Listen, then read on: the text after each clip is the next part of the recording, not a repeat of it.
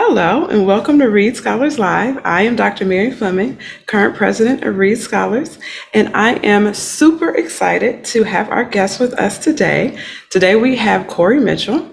He is a system ethicist at Peace Health, also a professor of multiple organizations. I will let him tell you all about those, as well as CEO and co-founder of EntreVita.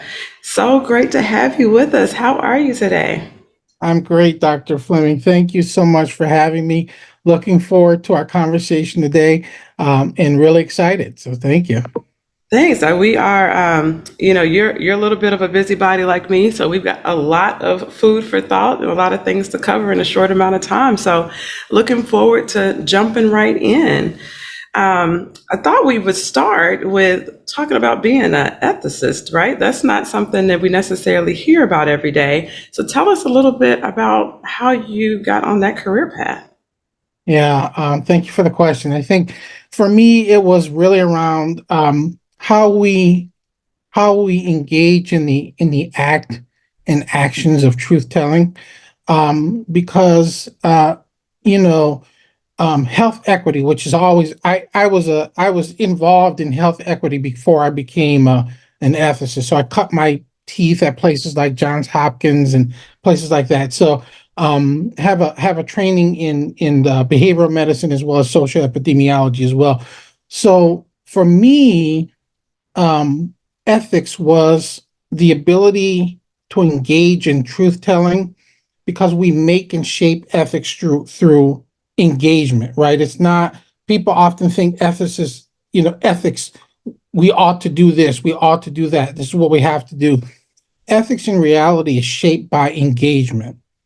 And that moral enterprise of engagement is in the goal of that is to arrive at principled resolutions that drive reconciliation. What we like to say is peace through justice. Mm. And so that's the rationale behind getting into ethics. And then it just, I'm also, in my past, I've been a mission leader, and that's a lot of theology. So I'm Catholic. You might see the tile here. So I'm actually a secular Franciscan, a monk living in the world with a wife and kid and house and all that kind of stuff, jobs. But it's a way of engaging the world in a way that helps to create this idea that the Catholic Church calls integral human development. That is, caring for the mind, body, and spirit, the economics, and everything that goes with it, everything required for us to flourish as human beings. So, go ahead. No, no, go. I think you were about to drop a gem. Go ahead. All right. So I'm also a medical school professor at Loyola Medicine and affiliate faculty at Georgetown Medicine. And then, of course, co-founder, and CEO of EntreVita. So all of those roles intersect with this idea of trying to create a world in which we can all flourish as human beings. But when we do that, in order to do that, we have to concentrate on those most marginalized if we're ever going to get there. Absolutely. And, for me, we learned about ethics in general, right, through some of the philosophy and theological courses. So I went to Xavier. I think we talked about a little bit. So we're the only Black Catholic school, HBCU in the country, right? And so we were required to take two theology classes in order to graduate, which was great.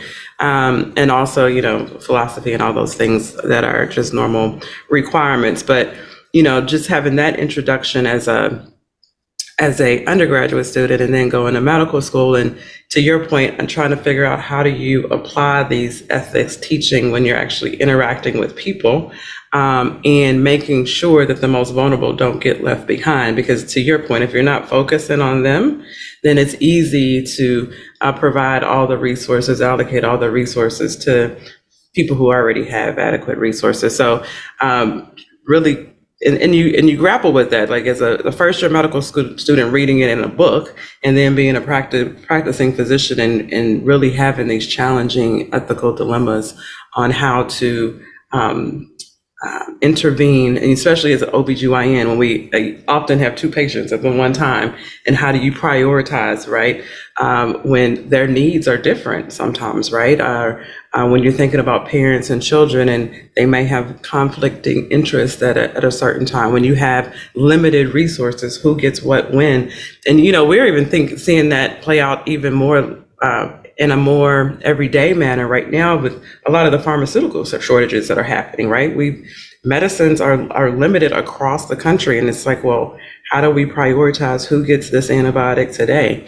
And so it's constant battle, and a constant state of thinking. And to your point, if we're primed for that, I think it at least makes us be thoughtful about the process. So I appreciate you sharing that. Tell us a little bit about why you decided, and you're doing all this wonderful things, impacting healthcare systems, impacting students, and then you decided you want to create a company. So tell us a little bit about what the company is and kind of your impetus for developing it. Yeah, so thank you for the question. It is really EntreVita. It's amalgamation of words. It's entree, to pass through in French, vita, life in Latin. And so we were set up to help and engage all those who are passing through life, which I think is all of us, right? So we're set up to we are a social enterprise set up to do the very things I've been thinking and writing and researching about for over 20 years now, and that is to concretize this ethics of human dignity and common good to lead to integral human development. So that's a long way of saying that actually what we do, because when you start asking me what we do and what we are, my chief marketing officer always reminds me is we need to stay focused on what we make. And so we are a precision health company that flips precision health on its head. Normally, when you talk about things like precision medicine, precision nutrition, we start with the genome, microbiome. We're starting at the micro level, and then we hope to manipulate some variable upstream, right? Including disease states. Well, at EntreVita, we work backwards. So we are focused on the social and behavioral levels to work downstream through genetic plasticity. And so, and there's a simple rationalization for that, because if you focus on the genome like biotech companies do, you just mentioned pharma, they focus on that because it's easy if you're lucky to find that one thing that you can commercialize. And then you can get the intellectual property license, and then you can sell it, and you have basically a monopoly on that. Well, what we do is take these common things, and we say, okay, if we do mass customization, mass personalization for these specific needs, and right now we're focused on nutrition. If we focus on using AI to drive mass customization for nutritional needs for moms and babies, and for people like me who are struggling with obesity, diabetes, all those kinds of issues, the stuff we deal with, cardiovascular disease, mental illness even. All these issues, right, are related to like healthy diet. Even people who are taking Ozempic have to at some point incorporate behavioral changes with what they're eating if those drugs are going to be effective over long term. And our approach has no side effects. And so if you've got food allergies, these things, we're looking at you. And so we're developing a partnership with the University of Michigan as well as University of North Carolina, where we're deploying AI to generate customized, accessible, convenient approaches to healthy nutrition. So I'm gonna take you back up, and then I'm gonna go back into the focus. So for our listeners, when we talk about the genome, I want you to tell people exactly what this is. We throw the genome around and the Human Genome Project around a lot, right? But I think it's a good opportunity to remind people what that actually means. And I think also to remind people that for the most part, human beings across the board are fundamentally alike, right? With very small differences.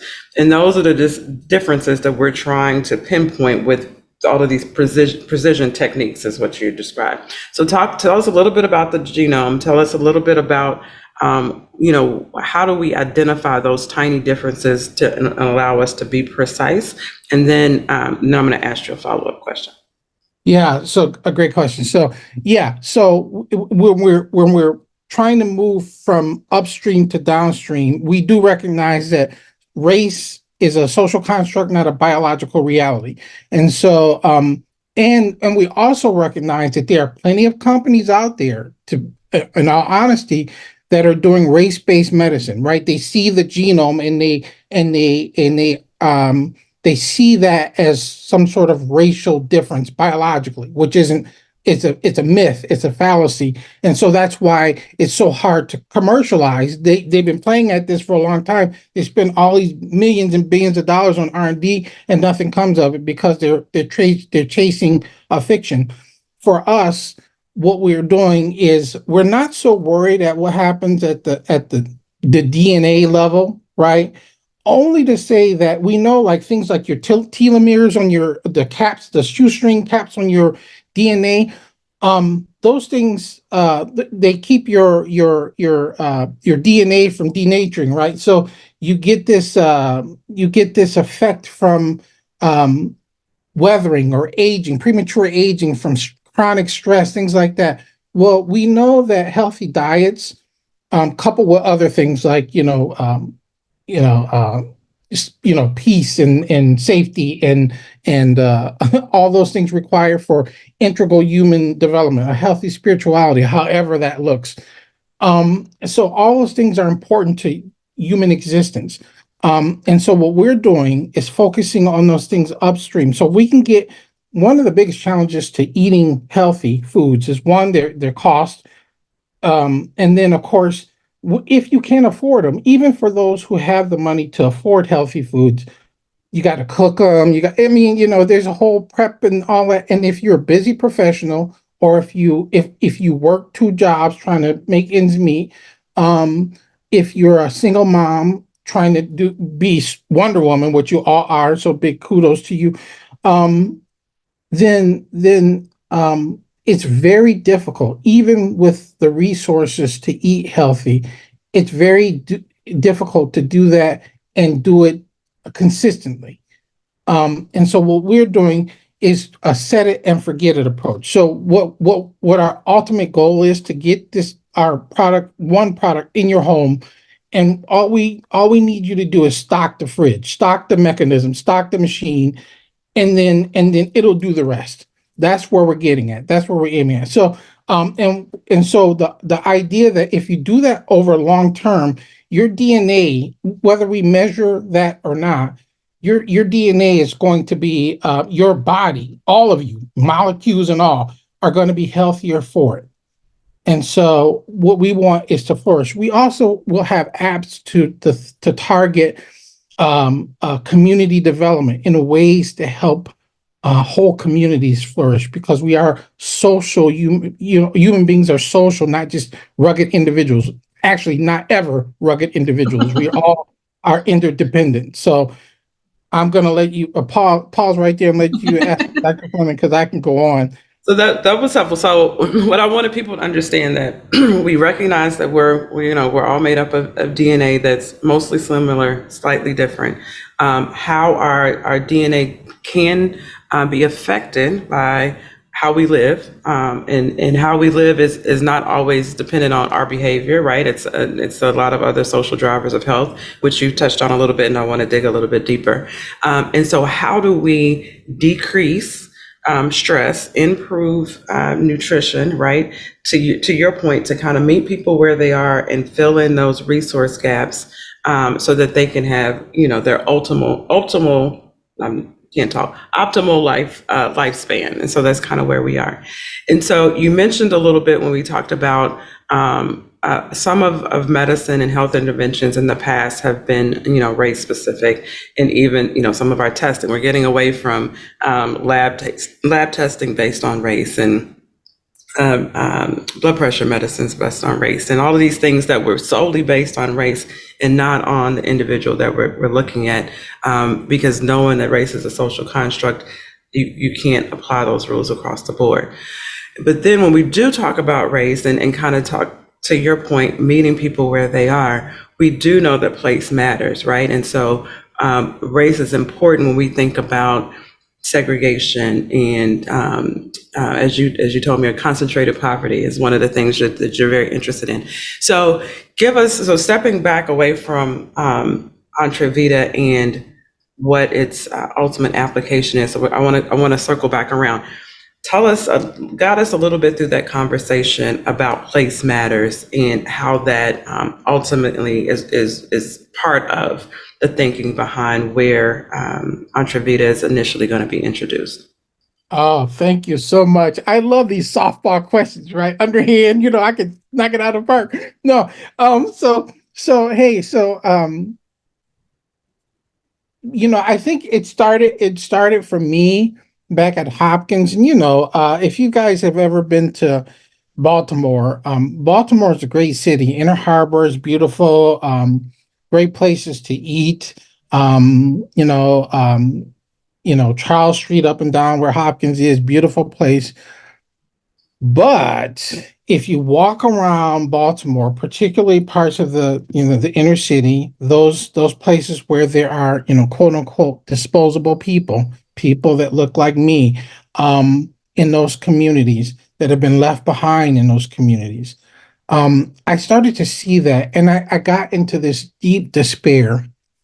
And I thought, how is it acceptable that this city looks like this for so many people? And if these people didn't have this melanin, would it be different? Would somebody say this is unacceptable?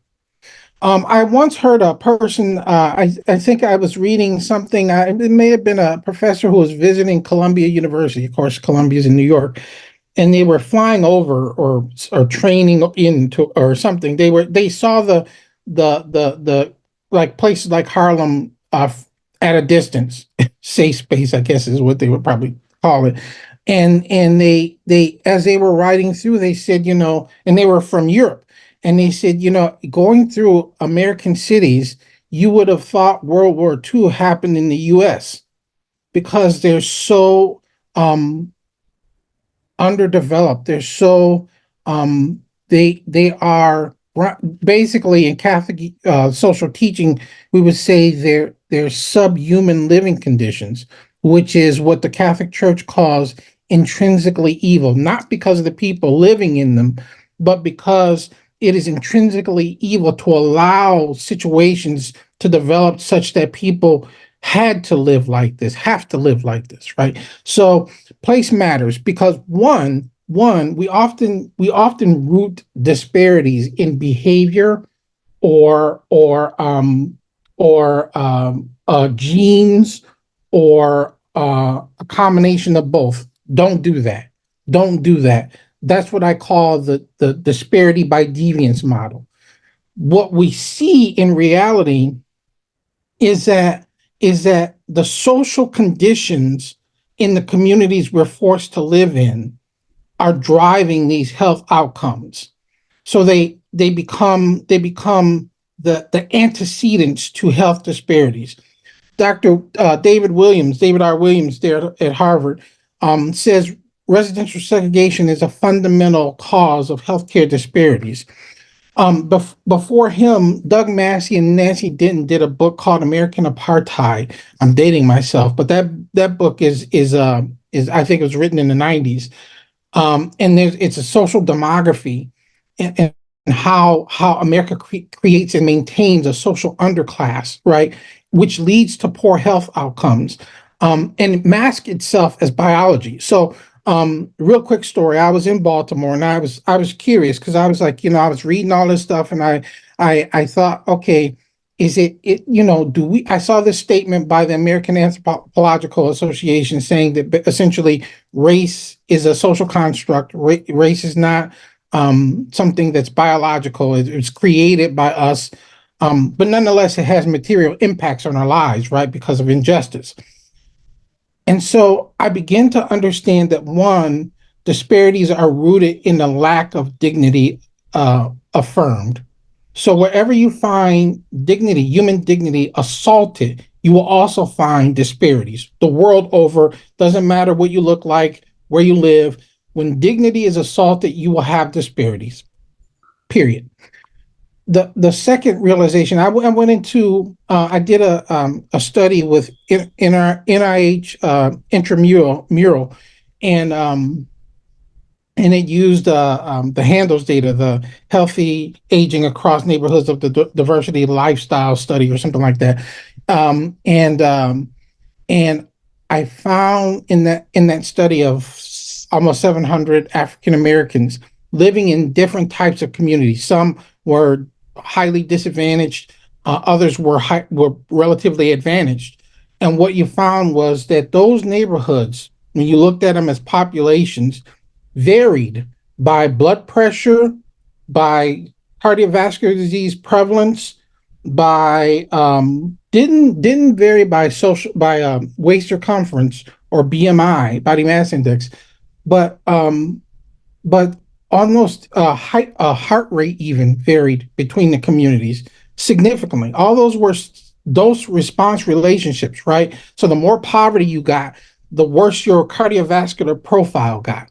And so that to me was like proof that um, it wasn't race as a melanin and skin color that was driving these things. It was our living conditions. And there's a randomized clinical trial or randomized control trial that was done by HUD back in the 80s. It started the Moving to Opportunity study, and they randomized moms into Section 8 voucher groups, right? So that was the test arm, and then the control arm was general education. And what they found was those moms who were randomized into non-poor or non-disadvantaged communities saw improvements in mental health, saw improvements in diabetes outcomes, and across the board were in better health, self-reported health compared to the control group. What they also found was that, and this is probably the most shocking, that change happened, that statistical difference happened even despite no change in individual level income. Mm. So, so place is extremely important in how we do things. And if you leave it to me, we would have a Marshall Plan for all urban core cities, right? For all these communities that are dangerous, because when you go in them, and they're dangerous. They're dangerous not because the people are inherently bad in those communities or dangerous in those communities. But when your dignity is assaulted, particularly as young people, over and over again, and you see no option over and over again, I don't know what else you do but to lash out, and that creates conditions for hypervigilance, for all that. And so when you go in those communities, you're in there, and that's when you want to lock your doors and roll up your windows and all. And everybody knows that feeling, right? And you think about the people who are forced to live in those communities where that's always on. That's always on. That is akin to living in a war zone every day. And some people never leave those communities. And then lastly, I'll say place matters because of the environmental conditions we also face as people of color in this country. Bruce Lampier, who's a physician, called lead poisoning a proxy for Black race because it was so endemic in Black populations. And of course, lead poisoning is associated with cognitive impairment, violent behavior, cardiovascular conditions, dementia, Alzheimer's. So we are faced with it, and this is why we need a policy of integral human development. Well, that was a mouthful, sir. And so, I will say a couple things. I want to get into one more thing before I have to let you go. But, reflecting and kind of to your point, growing up in a place where you realize where you live looks very different than two neighborhoods over. Recognizing that it is not the people who are fundamentally different that you can actually see, that you can physically see that there's allocations of resources that are different for this neighborhood and for that one. And so it's very interesting now to have the data and the studies to validate what we've seen for a very long time for those of who grew up in that context. I also wanted to echo the comment when you started talking about Baltimore, and when I first started coming to the area and going into the North Avenue over there. And I had seen the stories on the news. I had seen there's a local politician who did a whole campaign. It's like this is really happening, but to actually ride down those streets and they are so blighted. And then when you look deeper, you realize people are living in houses that are clearly condemned. And it's just like, how does that, to your point, how do you that juxtaposition to this beautiful inner harbor, these thriving sports teams. There's plenty of industry here, but yet people are barely surviving. And then what do you do as an individual when that is where you're placed and you don't really have the resources to get out? And so I think that is a nice segue, because the other title that you were adding to your list is author, right? And so you're working on a book, as you were telling me the story, it really kind of puts this into, as you started talking about how you like to do storytelling, but if you were telling me the story about your cousin and how these things really materialize, if you will, like all the things that we just talked about in one individual, and what that can look like and how devastating that can be. So just give us just a little snippet of kind of the backstory and what was the impetus to write the book, and what do you hope people gain from understanding this particular story?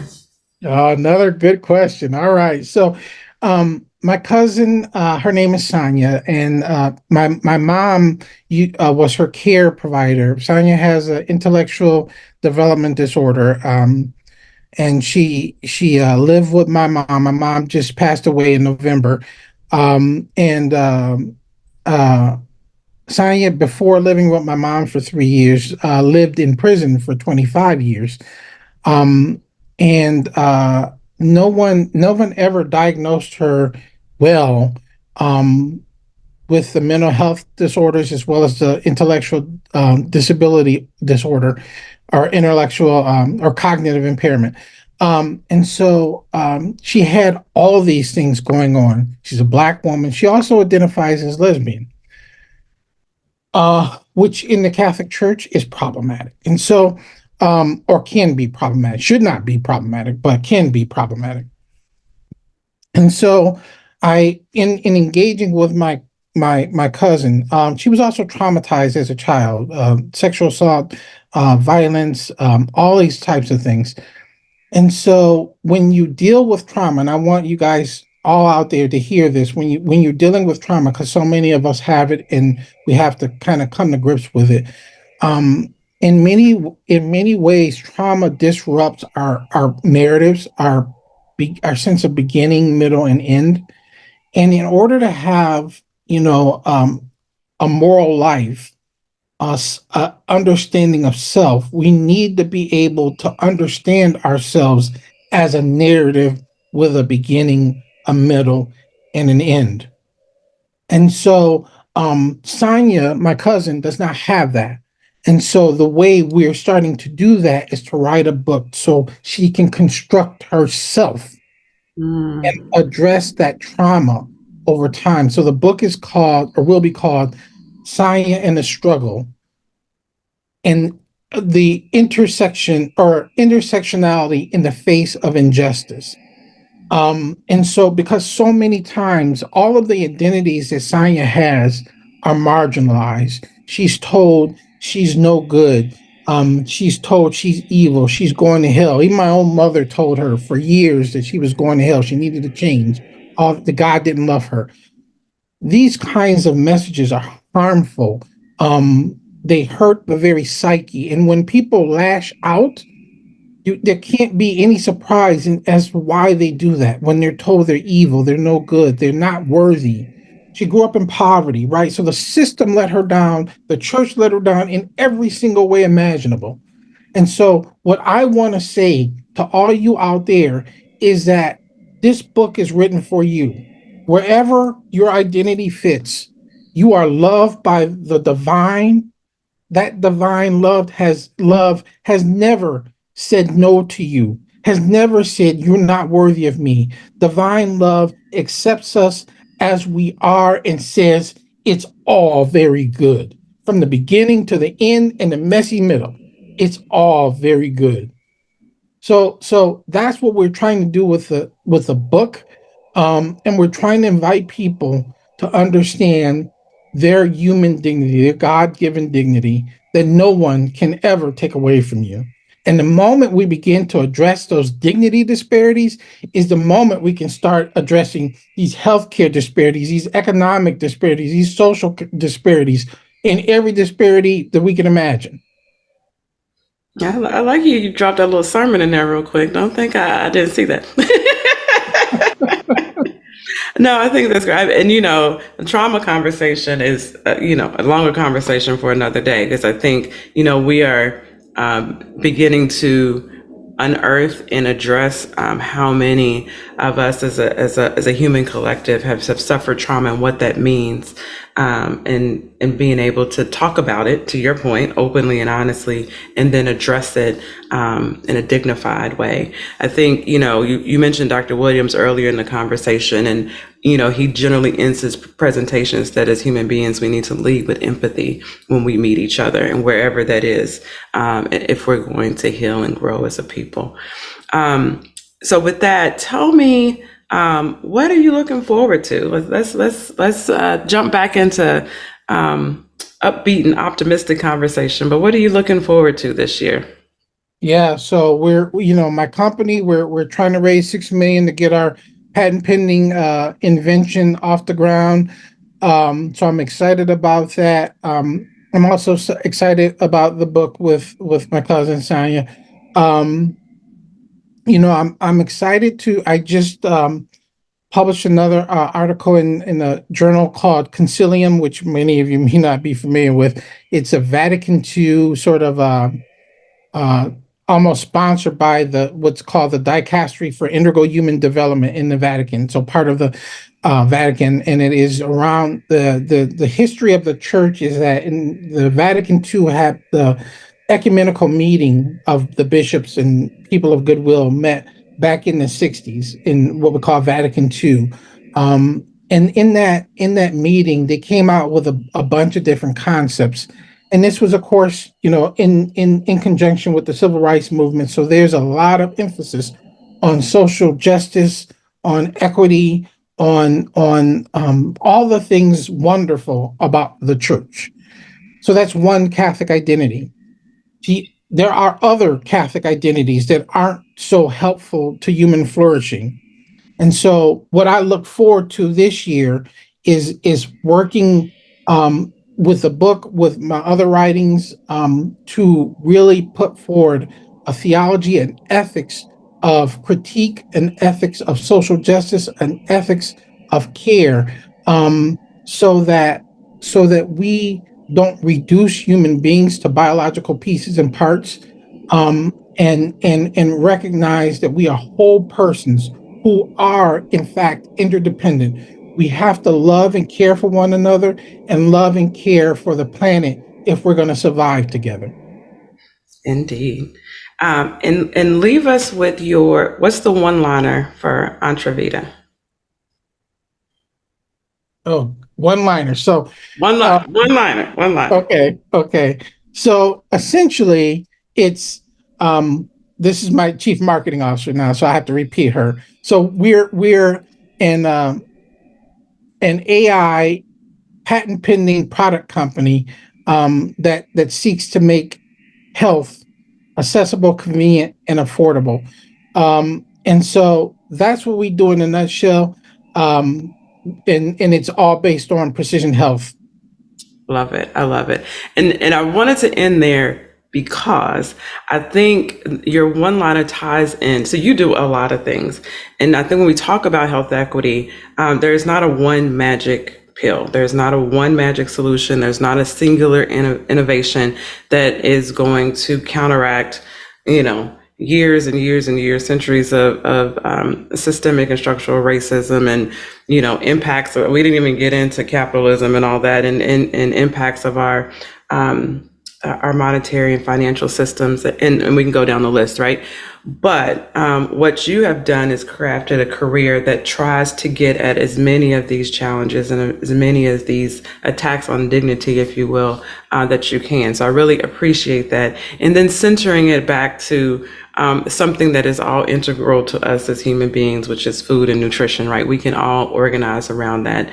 And I think it really infiltrates the rest of the social drivers of health in a way that makes it relatable, but also actionable in real time. So just wanted to highlight that. And thank you for all the amazing work that you do. I appreciate you spending this time with us today and sharing about your career and your company and your family. You've been very open and vulnerable in your faith. And so we really, really appreciate that. I just want to leave you with the one thing that the Franciscans say, the best critique of the bad is to do the better. That's what we need to do because Black survival or marginalized survival depends on our service. So thank you for yours, and let's do this together. Let's do better together. I love it.